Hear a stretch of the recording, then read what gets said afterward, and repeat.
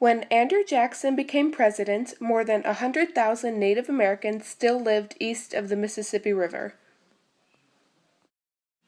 Many of these Native Americans were farmers or lived in towns.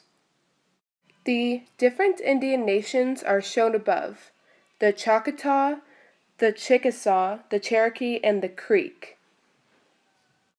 The Cherokees had adopted some white customs. Aside from farming, they ran successful businesses such as grain and lumber mills. The Cherokees had their own schools, and some could even speak and read English. Many had converted to Christianity. The Cherokees even had a written alphabet for their language, created and learned by a leader named Sequoyah. In 1827, the Cherokees established a government based on a written constitution. And after claiming status as a separate nation, they started a newspaper in both English and Cherokee. To government leaders, the presence of Native Americans in the Southeast stood in the way of westward expansion in the United States. Furthermore, the Native Americans lived on fertile land that white farmers wanted for growing cotton. Policies to move Native Americans from their lands dated from the presidency of Thomas Jefferson. Jefferson hoped the movement would be voluntary. He believed that moving west was the only way that the Native Americans could preserve their cultures. The federal government signed treaties with several Native American groups of the Old Northwest.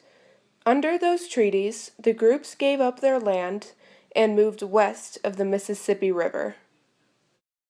However, the Native Americans of the Southeast would not move. In 1825, President James Monroe suggested a plan to move all Native Americans living east of the Mississippi to land west of the river.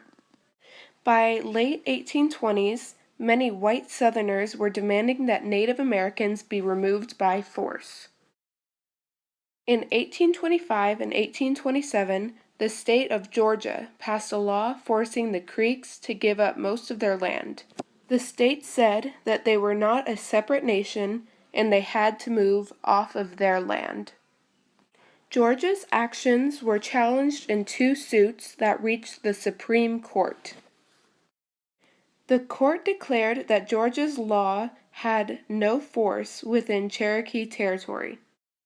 Chief Justice John Marshall wrote the court's majority option. He quoted treaties that the United States had signed guaranteeing certain territory to Native Americans.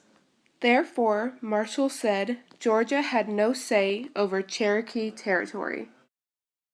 Like the state of Georgia, President Jackson wanted to remove the Native Americans from their land. He was furious when he heard of the ruling and said, "John Marshall has made his decision, now let him enforce it." Jackson was already putting into effect a federal law called the Indian Removal Act of 1830. The law gave him authority to offer Native American nations land west of the Mississippi in exchange for their lands in the east. It also provided money so the law could be carried out. Believing they had no chance, most Native American leaders signed new treaties giving up their lands. They agreed to move what was called the Indian Territory. Today, most of that area is in the state of Oklahoma. The Choctaws signed the first treaty in 1830, the Treaty of Dancing Rabbit Creek. Closely guarded by American soldiers, the Choctaws moved west between 1831 and 1833. The federal government did not provide supplies that were very needed. Heavy rain and snow caused enormous suffering. An army lieutenant wrote that one group walked for 24 hours barefoot through the snow and ice before reaching shelter. The Cherokees held out for a few years longer. They were still on their land in 1837 when Jackson left office. Finally, 1838, President Martin Van Buren forced the Cherokees to move. In the winter of 1838 and 1839, they went to Indian Territory, guarded by 7,000 soldiers. The route is called the Trail of Tears. A soldier's description helps explain why. On the morning of November 17th, we encountered a terrific sleet and snowstorm with freezing temperatures, and from that day until we reached the end of the fateful journey on March 26, 1839, the suffering of the Cherokee were awful. The trail of the exiles is a trail of death. Quoted by Private John G. Burnett, December 1890. Of 15,000 Cherokees who began the trip, 4,000 died along the way.